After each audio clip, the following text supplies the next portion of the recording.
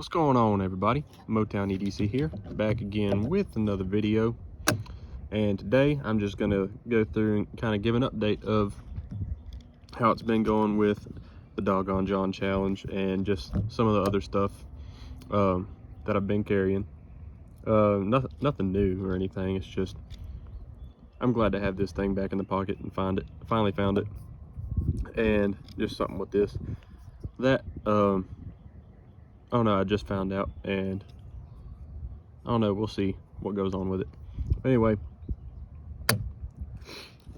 with the Doggone challenge, riding in this Tahoe leather slip, temporary slip for this knife. I've got the hemlock saw cut bone blade forms, big clip point, GEC 86. And man, if this thing wasn't close to my favorite knife as soon as it came out of the box, I don't know what is. But I've always heard good things about these knives in particular and how close they are to perfection, and this thing is pretty dang sweet. Just listen to the action. Nice and snappy.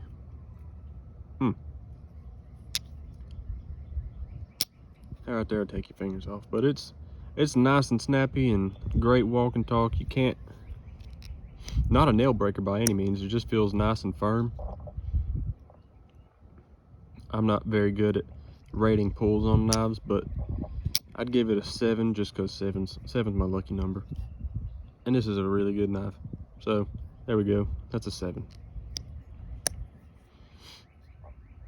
Maybe a 6.5. We'll do that. But I'll just say 7 because that's my lucky number. But just look at the red on that. This thing's dang gorgeous. I mean, how could you not like that? I love how subtle that the saw cut is. It's a beauty. I love those brass pins, and as I mentioned in my video before, I love these bolsters. Now they did the bolsters for the 86 Barlows, like the Yellow Rose and the Cattle Bone. I just think it looks pretty dang cool. I like how they do the fluting. Super symmetrical. No gaps. Love the brass liners. Love the red. There's nothing I don't like about this. I was trying to see if I did a double negative there. I kind of did, but I think it worked out right. But I love everything about this knife is what I'm trying to say. I mean, one thing I have noticed while doing the Doggone John challenge is that I'm not just pulling out my knife all willy-nilly like I used to with like moderns and fixed blades. I'm just kind of being more intentional with what I cut and how often I cut things. I'm not really doing just all the unnecessary slicing and dicing like I would with a fixed blade or a modern, just because it's, I don't know, the process of grabbing it out of your pocket, pulling it out of the slip, opening it up 2 hands, using it,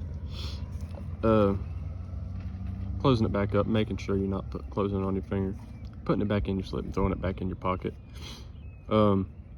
I mean, there's nothing wrong with that. It's just a little more time consuming, but being here at work, it does become a little bit of a hassle. But it's done everything I've needed it to. Thus proving the point that how capable of a tool these slip joint knives are, like I've been trying to say for a while now. I believe like I say, these aren't very fidgety, but I sit here and do this all day with slip joints and stuff. But I guess the ease of access, it's a different kind of fidgety. I don't know what I'm trying to say here, but I don't just pull it out and start cutting stuff because I don't know, it takes more steps just to get it out and use it. So I have found myself not just playing with it. Don't play with your things. I'm just kidding. But that's what's going on with the doggone John challenge. I'll save this for last actually. This one, in the last video I did say that the spring was kind of weak. It is still a little bit weak, but that might have been why they changed the design of this pin and everything, just because of how the cutout for the slide is. I guess it just doesn't push all the way up to where there's some like play right here. And I think that's just because it just moves horizontal. It's not any pressure pushing it and keeping it that way. So it does move side to side a little bit, but I have adjusted the strength of it, and all I really had to do was take it apart and kind of stretch the spring. But you can hear the difference now. It's got a nice clicky tactile feel and everything, where it's not just kind of gassing out on the way back up, but it's a lot stronger. I mean, on the camera you might be able to see it, but these things are freaking awesome. This is like some of their first work. Just look at the precision. You can't hardly tell where it comes apart. It's like right here, see? Pretty much seamless. You know, you can only tell on this one just because of the patina that it has. There's a little line right there, but their work is seamless. It's crazy. And I've got a Schmidt that's upside down. One of these fine tip refills in it. It's got the gasket. I can't get the spring out, but it's in there. I just stretched it out a little bit so I can use it.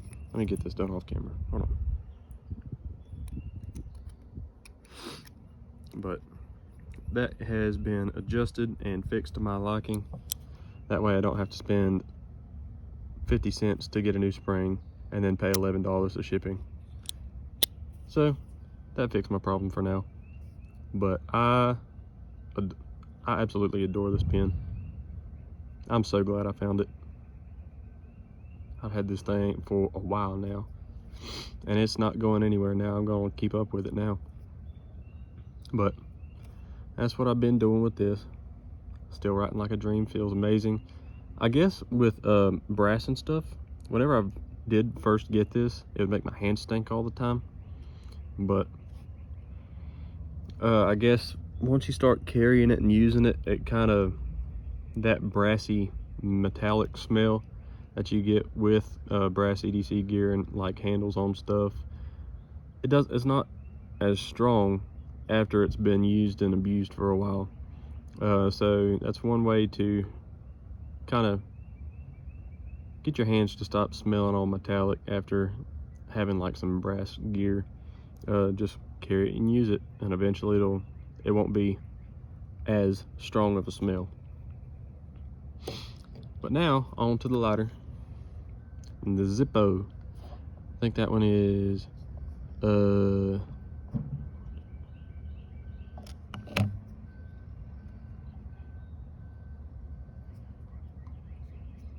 this one's from August 2022.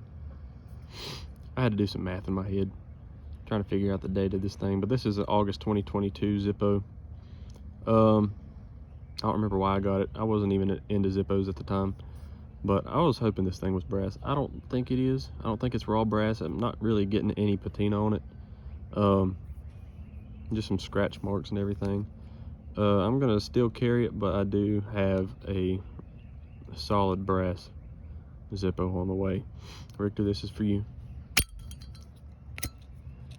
I want to see a video. I want you to send me a video of you doing that first try. Let's see if I can get 2. There we go.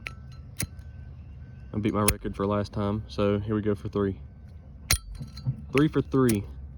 Richter, I challenge you to a duel, to the Zippo flipping, tripping trick stuff.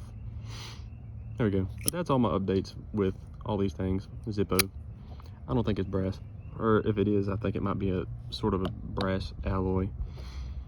I fixed my pen. It's kind of strong now. Got the big old muscles. All musclies. Working good. And then my GEC 86, working, living the dream of any knife. Because knives are meant to use. I bet whenever you put them in a slip and put them up at night, they just dream about being used in the morning. Or just anything like that. But that's all I got for you guys today. Y'all go meet some cool people. Use your knives. Learn how to sharpen them. Learn how to use them safely. Go tell it on the mountain that Motown has a YouTube channel. Go tell your grandma, your aunts, uncles, cousins. I'm stealing that from Richter. I'm gonna tell them that. Yeah, go tell somebody about the Motown channel.